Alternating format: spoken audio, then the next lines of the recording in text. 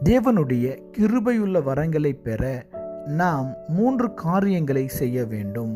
முதலாவது, நமது வாழ்வை ஆராய்ந்து பார்த்து தேவனிடத்தில் ஜெபித்து போதகர்களிடத்தில் போய் நம்மிடம் இருக்கும் வரங்களை கேட்டு அறிய வேண்டும்.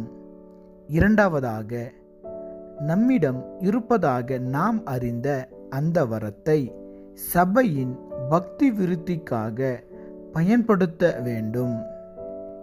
மற்றும் அன்பிற்காகவும் பிற வரங்களுக்காகவும் ஜெபிக்க வேண்டும்.